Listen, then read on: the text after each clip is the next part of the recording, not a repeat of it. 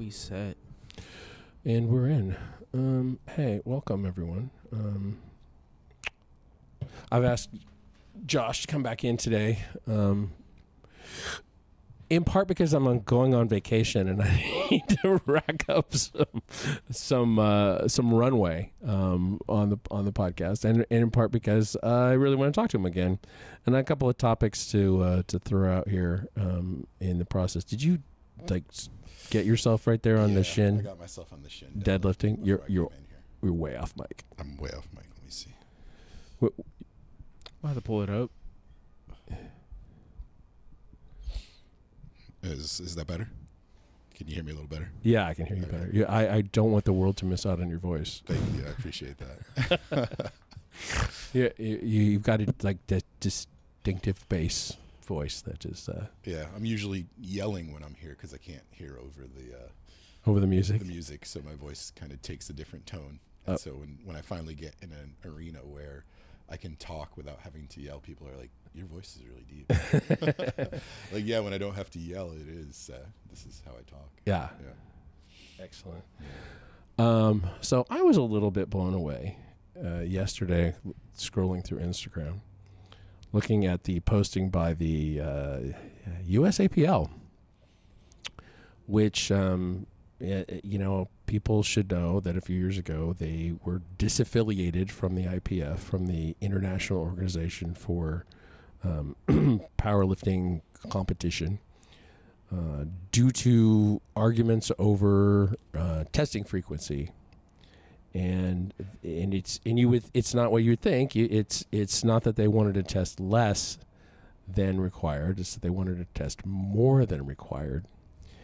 And their post, and it's a pinned post, so they mean it. It's the title is "True to the Mission: When Legends Lose Faith in the crisis at WADA." I think that there are actually two implied colons in that title, but anyway. There are several quotes from Michael Phelps, U.S. swimmer, the most decorated swimmer of all time, at least American. And the question is WADA protecting clean sport or protecting corruption? When the greatest Olympian of all time calls out WADA, we should listen. It is clear to me that any attempts to reform at WADA have fallen short. There are deeply rooted systemic problems that prove detrimental to the integrity of international sports. If Phelps doesn't trust the anti-doping system, why should we? And goes on from there. Allison Schmidt, Katie Ledecky, Michael Phelps again, Allison Schmidt again. Basically all just saying that as Olympic athletes, they don't, and I think that I don't know that any of them are still competing, but looking back, that WADA is just not a reliable organization for anti-doping, and that's its sole mission. So what do we do from there, and what's supposed to happen? What I had not realized was that in January, and we're talking about before the administration change in January, the U.S. withheld its commitment to WADA to the tune of $3.6 million over these issues. And some of them have to do with Chinese swimmers that tested positive but were reinstated, a number of different issues like that where the standard wasn't held. And sometime back, Mike and I watched, I don't know if you've ever watched it, but there's a documentary called Icarus about the Russian doping scandal. And it was intensely eye-opening, but you're supposed to believe that because they were caught, that sort of thing isn't going on anymore. But it probably is, based on this. And then there are things that are just being looked over. So as a USAPL lifter yourself, a drug-tested federation lifter, and someone who is not, in their 20s, Well, what is your thought about doping? Period. About people trying to get away with it. About what that does to competition as a competitor yourself. I mean, when it comes to doping and people trying to get away with it, I really disagree with trying to get away with it by getting around the doping standards or by using any substances that don't show up in tests. Yeah. I kind of think that that's an unfair advantage to people who have maybe stricter or doping standards or testing standards. And as I understand it, the USAPL's beef with the IPF is that the USAPL has higher standards than WADA does for IPF.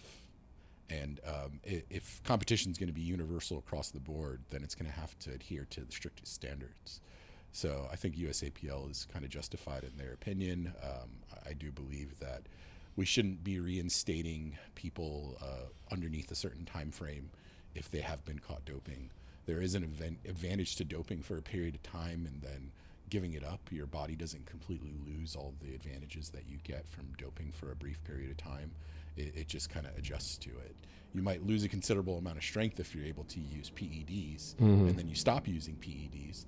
But if you do use certain peptides that they're coming out with now, you have better recovery times. There's so many things that you hear of as somebody who's getting really ingratiated into this sport that you could use to increase your recovery, increase your muscle growth, increase all these things, and they're all banned by the USADA and the USAPL. And I think other countries should be held to that standard. I think being banned from the sport for a period of time should be an extended period of time. It should be like the Olympics, where you're banned for an entire 4 years from international competition. So I don't really know. I don't really know what the resolution here is between the USAPL, the IPF, WADA, and USADA. Do they adhere to the stricter standards and certain athletes from certain countries have an advantage? Or do they loosen their standards just to kind of fall in line? But where does that put the spirit of true competition if we have tested federations where nobody's supposed to have an advantage? It's just the sheer human magnitude of their ability to lift or perform athletically with no significant advantage across the board. Or do we just give up and say we're never going to catch these people who use these tailored medications or tailored performance enhancing drugs, and that's just part of the game? Yeah, when basically the part of Icarus was that these drugs were designed to avoid detection, and then they were able to develop tests that actually did catch them, and then they were able to go back and look at the B samples, the ones that are the untested B samples from previous competition. And this was Icarus is not about powerlifting, period. It's just about Olympic sports and WADA.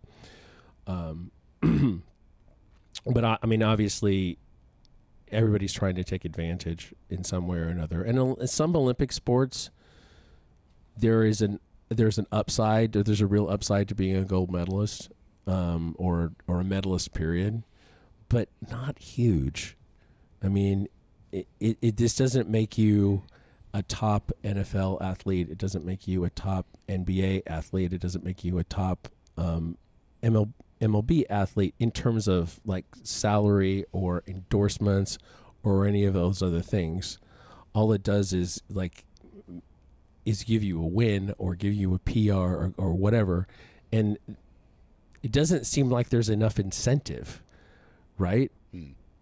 It doesn't seem like there's enough incentive. And with a lot of these designer drugs and designer PEDs, what are the side effects? We don't know. They're long-term.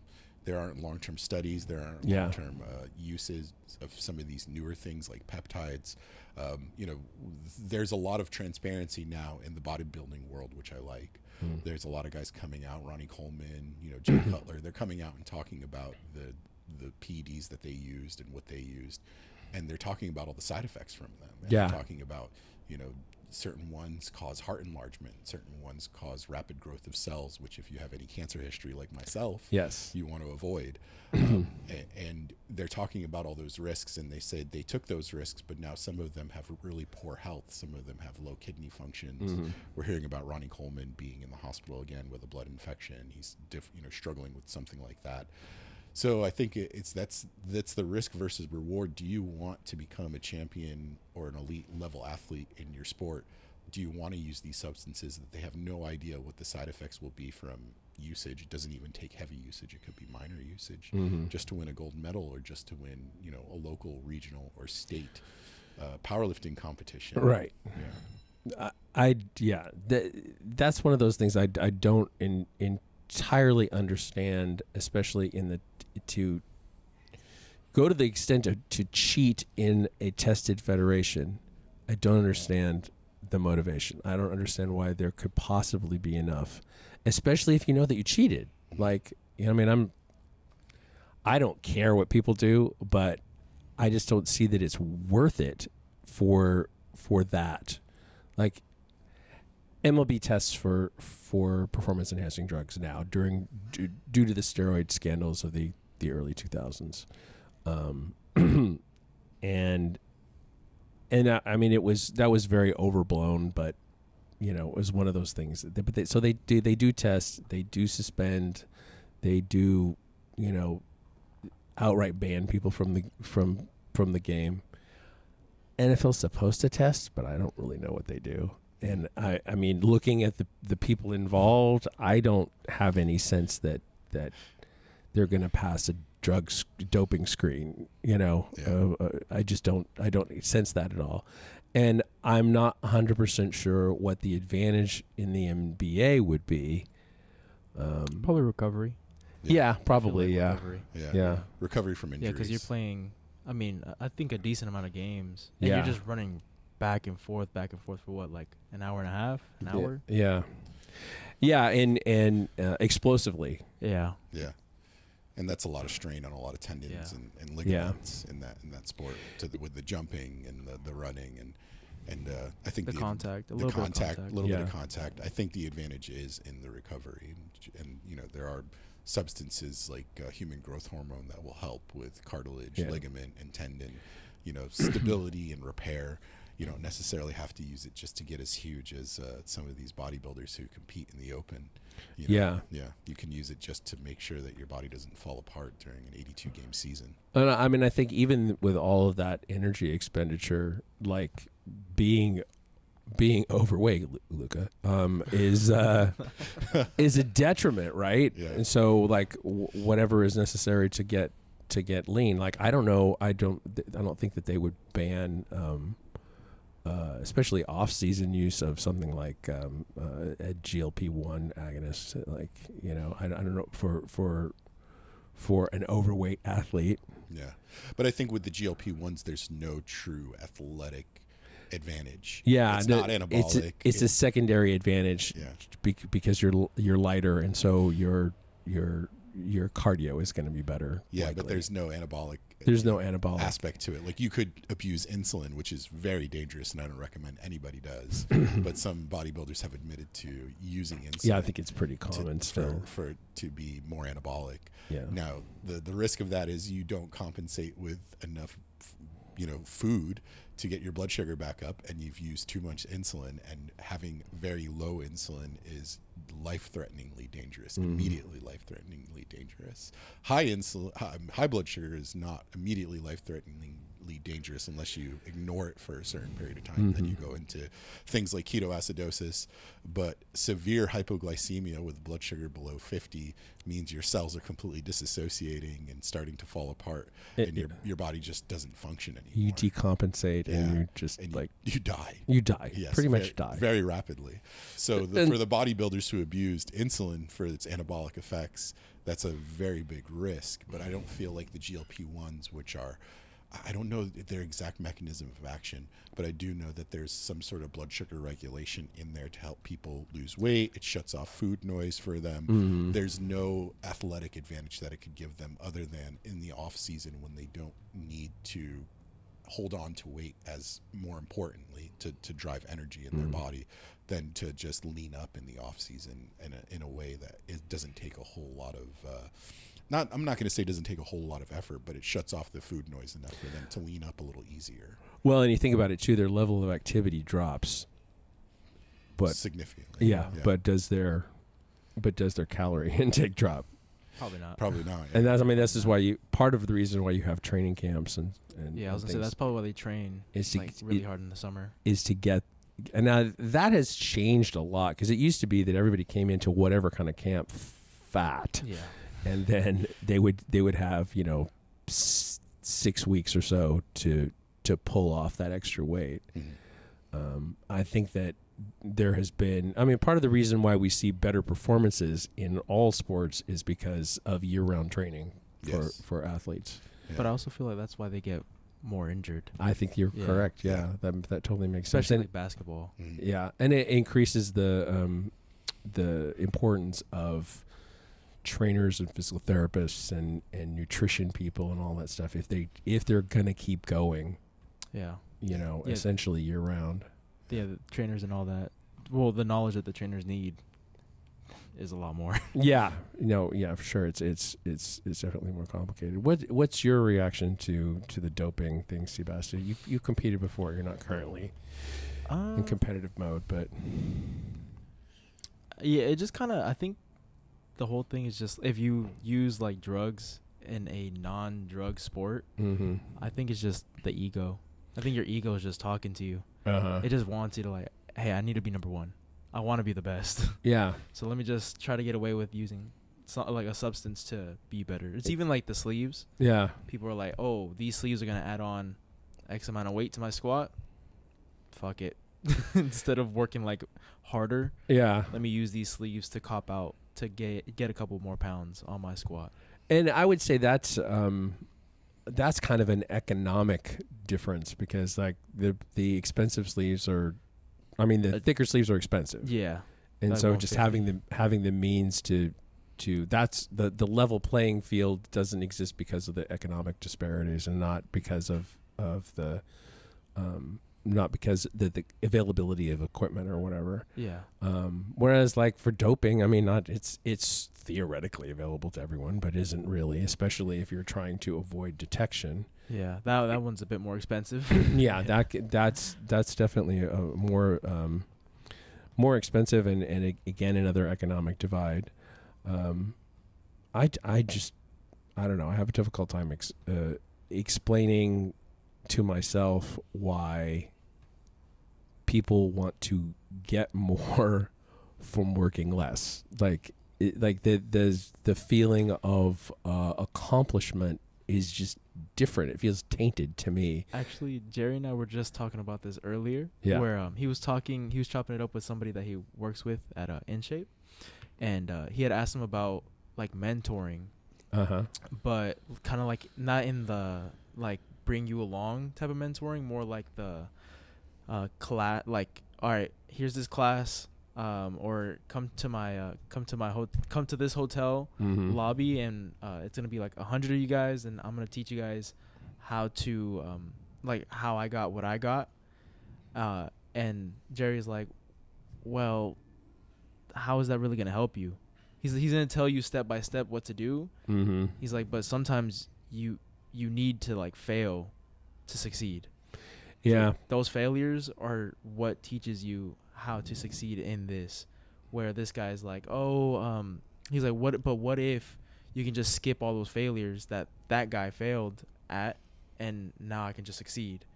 And Jerry's like, well, that's the whole process. You have to fail. Yeah, you have to have your own failures. Yeah. Like I don't think there's any road to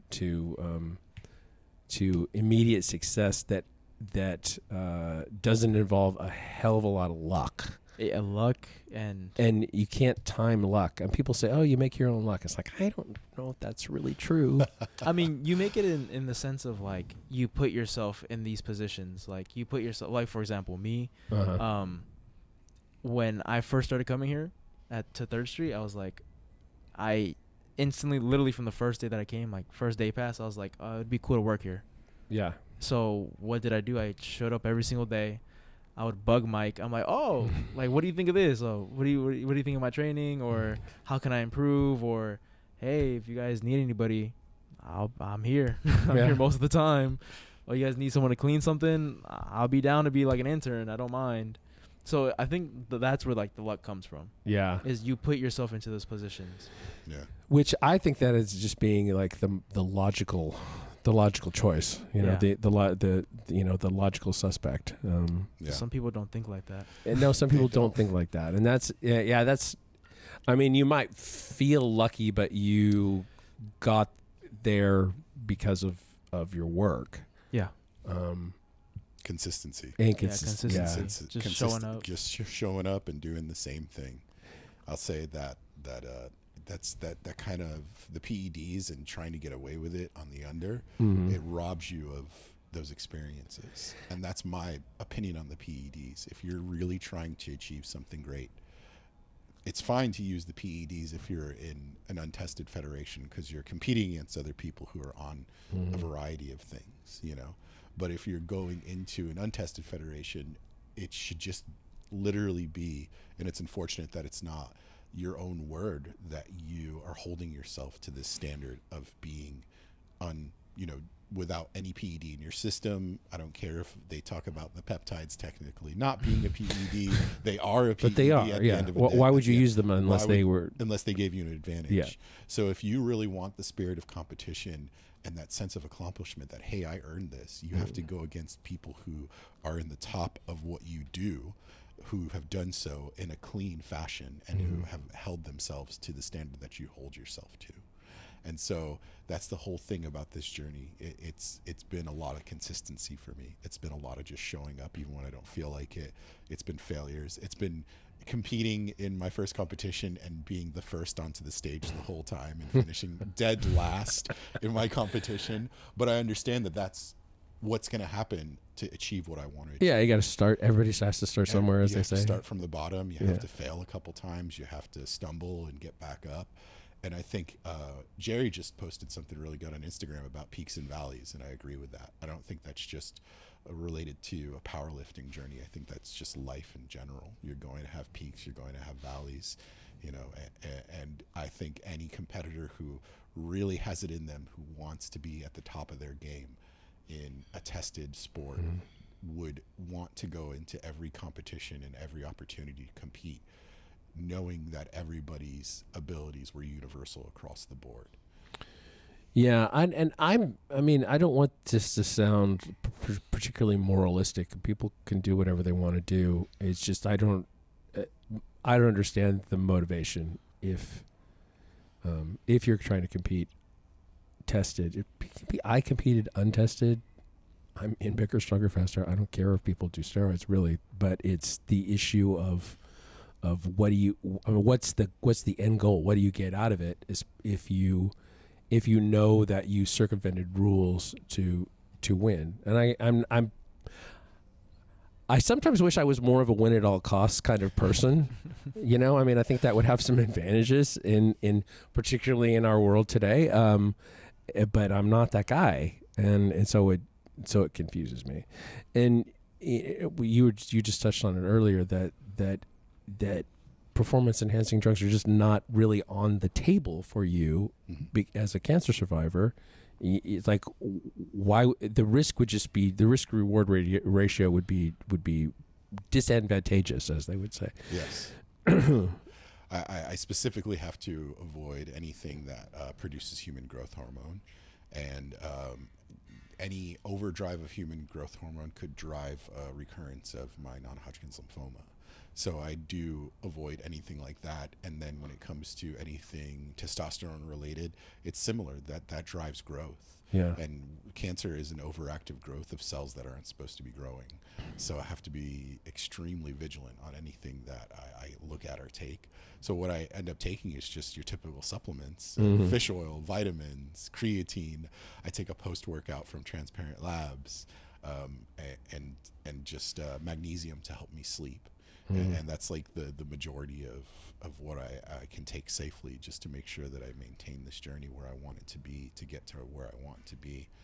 And I think that the other people who ignore the risk factors, like there's heart enlargement from testosterone supplements. So anything that drives testosterone can make your heart too large.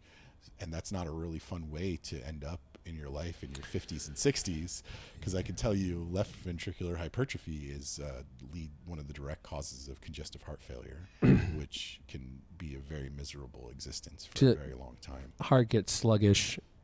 It doesn't pull off all the extra water in your system, and you get short of breath easy, you retain fluid easy, you have to be on diuretics, and even adhering to all the health advice and what we advise people who have heart failure or extreme, heart enlargement, you still end up in and out of the hospital very frequently. Yeah. So risking that just to have an advantage in a sport where you're not going to make hundreds of millions of dollars. Yeah, I mean, if you think about endorsements to me is not a risk to reward ratio that's worth it. The top, the top professional athletes who have longevity in their career essentially create generational wealth if it's managed well. Yes. There isn't anything about powerlifting that's going to create generational wealth for anybody. I'm sorry, but no. No. And unless you're pioneer. unless you're pioneer. I mean, you might be able. There are a lot of influencers out there now, on Instagram and variety of social media platforms, who powerlifting is their 100% full-time job, whereas you come from an era where that didn't exist. No, everybody had a full-time job outside of powerlifting. You were not well known at all if you were untested or tested in a powerlifting federation. You were only known by other powerlifters and maybe some other strength athletes. A lot of the men's fitness covers were, the bodybuilders we all know to this day. There was no powerlifting, athletes out there in the public eye. So today that might be some of the advantage, that you can make powerlifting your 100% full-time job. You can get some endorsements from a variety of supplement companies. You can get endorsements from some powerlifting gear companies, but it's not going to create generational wealth. No, and the people who are making money are doing it by selling things. Yes. I mean, not just being ambassadors for some. Yeah, you physically own something. Yeah. And that game gets harder throughout the years. Every day, pretty much. Yeah. Apparel is difficult. The new companies pop up with the newest fitness influencer promoting it, and supplements are hard. I mean, the margins are great, but actually developing a client base is difficult. Coaching seems to be easier, but that's definitely a flavor of the week kind of situation. Yeah. Comes and goes. Yeah. Same thing, peaks and valleys. Yeah. Sometimes you'll have 20 clients, other times you'll have 2. Yeah, exactly. And it's sort of what have you done lately is the thing. So either yourself or someone that you coached or managed or whatever. And that's kind of the first question is who did you coach? Yeah. What have they done? What and when did they do it? And where were they when they started with you? Is another really good question. Yeah. In the coaching world, it's what I've been talking to a couple coaches lately, and but people who are not training people who are trying to be powerlifting athletes or any other kind of athlete necessarily, just people who are trying to be in better shape. And there the measurement is, did they get into better shape? Did they lose weight, or did they gain weight if they intended to, or how do they present? What's their aesthetics like now relative to what they wanted? Whatever. That's how you measure that. But in the powerlifting world, it's what have you or your clients done lately? Yeah. And still, there's only so much money there too. I think. I mean, it just I don't know that anybody. I mean, who's getting rich doing it? They're managing to avoid having real jobs, some of them, but I don't think anybody's really getting rich. Yeah, I don't know about rich. Maybe it's the same thing. You have your top 1%. Yeah. Nah, not even 1. Yeah. Top 0.001%. Yeah. Like a Joey Flex or something like that. Yeah. That's probably who gets rich off of. Yeah, and I don't know what his bank statement looks like. True, so it could be false. Yeah, I mean I only very peripherally have interacted with him, so I don't know. But and the coaching groups that we know, the people there, but I know they work pretty hard. The ones that are actually good and dedicated, they actually work pretty hard on keeping up with their clients. Yeah, that phone has to be open literally 24/7. Yeah. It ends up becoming, like I said, in the powerlifting world before we started having influencers, they had full-time jobs outside of powerlifting. Right. But now this coaching and the social media presence they have has become their Full-time full-time job. Right. With, overtime, because you have to make content, you have to edit your content, you have to post your content, then you have to be in touch with all of your athletes by coaching, then you have to make their programs, then you have to talk to them. So now you're working more likely 60-hour to 80-hour weeks, instead of working a 9 to 5 and going to a powerlifting competition on the weekend, like it probably happened in the early 80s and 90s when the sport was reaching its highest level of popularity without the internet. And people being coached by someone was being coached by someone that was outside of your physically located team. It was very uncommon. Yeah. Back then, in part because it just wasn't easy. Yeah. The contact, the communication. Yeah, it just wasn't easy. The minutes. Yeah. And so you had a whole world where one group of people are trying to figure out how best to implement some kind of progressive overload system for themselves, and another group of people who are trying to figure out how to implement a West Side template, which was not as prescriptive as they thought it was going to be for themselves. And there was, very, very few people to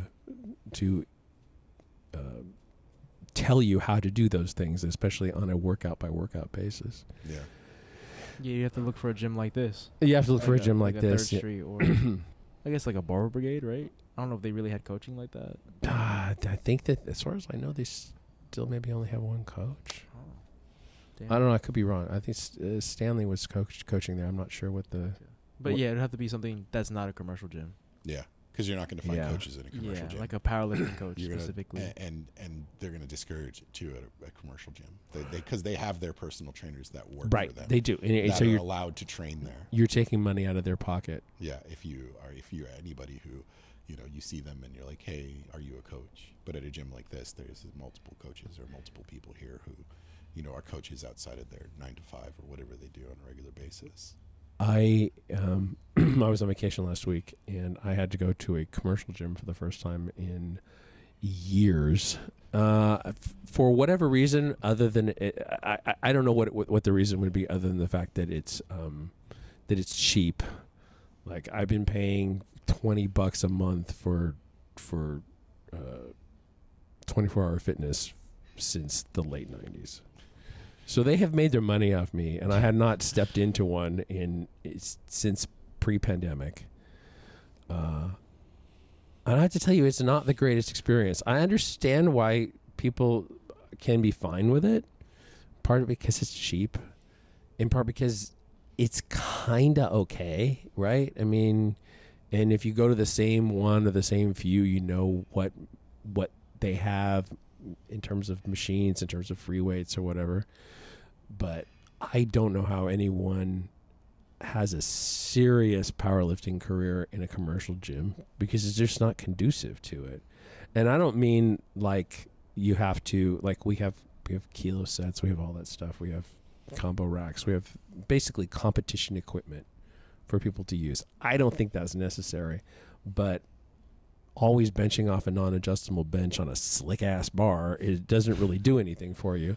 Or trying to deadlift in a place where you, again, slick ass bars, bench bars. I don't, I mean, the machine stuff is nice, but it's often not. It's often, broken, or it's old. I don't understand. But still, they're crowded too. I mean, that's the other downside, is that they're crowded. So you have to kind of wait. If you're working with programming from someone, and there's a certain sequence that you're theoretically supposed to follow, you may be waiting around a long time to get on a particular machine, or stuff is just not the pulley ratios are different than what you're used to, so you can't use the weights that you anticipate. Yeah. And I think that's just the crux of trying to get into a sport with any sort of seriousness, or any sort of training with any sort of seriousness, is you do have to go to the right environment. Yeah. You do have to have the tools that you need available to you to do what you're trying to do. So to bring us back to the original point of the testing, and so there's not a lot of money in being at the top of your game in the USPA, the USAPL, winning IPF worlds. Myself, I'm new to this for about 2 years, and I wasn't even aware of this USAPL post. So, but I will watch nationals, and I will watch IPF worlds and things like that. It's a very niche strength sport. There's not a lot of optics out there. If you are into powerlifting, you most likely follow a couple people. Like I follow SSJ Bob or LS McLean, because he's currently the champion in masters in my weight class, and that's who I'm trying to like reach, right? But I don't follow a ton of other champions or people who have won nationals. I know there's a lot of other people out there who do, but it's usually people who are into powerlifting. It's not just your average kid who goes to a commercial gym and is looking to look like a guy like Sebum, right? He's going to follow the Bradley Martins. He's going to follow Sebum. He's going to follow a lot of these other guys. So to use PEDs to circumvent the rules surrounding the untested federations while you're competing in a tested federation, the benefit is just really not there. Are you going to get more people to coach? If you get more people to coach, you have more work. So now you have to film your content, like I said, and then coach all these people. And that money isn't creating so much wealth for you that you are able to retire at the age of 40. No, it's paying your bills. And if you average it out over the time that you have to work and not make much of anything at all, with the whatever your boom time is, you're it sort of evens out to probably less than minimum wage over time. It probably does, to be honest, with the work that you're putting in. And while it's a steady income, at times there could be times that clients decide they don't want to work with you anymore for whatever reason. There could be times that your views go down, so whatever benefit you're getting from a couple 100,000 views to maybe 1 million views or so on Instagram starts to decline. It's a very, very labile or up and down business when it comes to social media and a social media presence and influencing. And there's just a recency bias. Yeah, there's a recency bias. There's a lot of different factors that bring the income in. So getting to the top of your game in that by using something that circumvents the USADA rules or the USAPL rules, what really are you getting out of it at the end of the day? I'm just going to put a button on this and say that I think that the real performance enhancement is environment. Yes. Training environment. I agree. And to a certain extent, like the environment that you experience when you're inside a competition. Yes.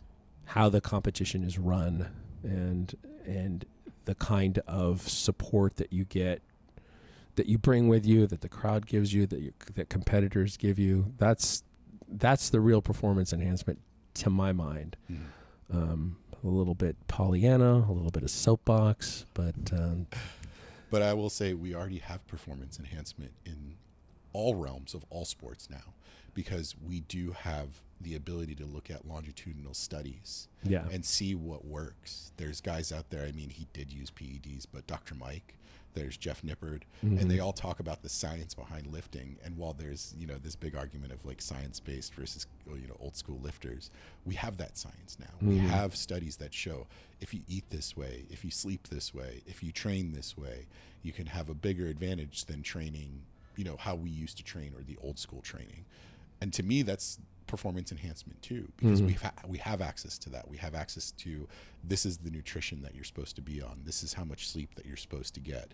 These are the training methods that you're supposed to use. Whereas back in the day, I mean, in the early 90s, you could open up a magazine with Ronnie Coleman on the cover and it would tell you these things, but you had to go to the store and purposely look for that magazine. And it may or may not have been Ronnie who put that together. Yeah, it may not have been Ronnie who put that together, and you may be getting bad advice, and you might, and the magazine might just be trying to sell you a supplement that doesn't actually work at the end of the day. Well, magazines are just created to sell you things. That's, I mean, that's the content, the information is the lure, but the actual pitch is.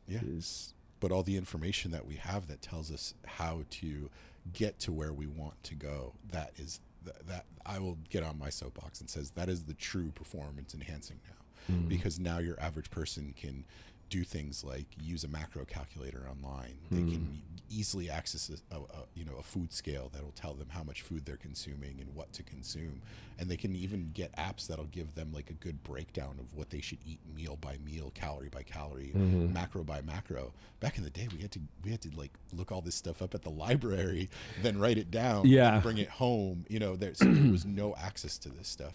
Now it's in your hand, in a 6x5, little slab of glass and metal. And that is the true performance enhancing. So why would you need something on top of that if your recovery is good, if your nutrition is good, if your training is good? That I don't really understand. Yeah, no, it's not when the juice is not worth the squeeze, as they say. Yeah. Literally juice. Literally squeeze. I think we'll just wrap this one up right here. I have something else that I want to talk to Josh about, but I just had an idea while we were talking about a way to do that differently than I had been anticipating. So we will get to that. Okay. Josh, where can people find you? They can find me at AmazingJRab on Instagram or Josh Hajar on Facebook. Sebastian. I am Sebastian _Brambila on IG. I am at the Jim McDonald on all the social media. This show is 50% facts, where percent is a word, and 50 is just numbers. 50% is facts. Is a Spreaker podcast in association with iHeartMedia on the Obscure Celebrity Network. And we'll talk to you next time.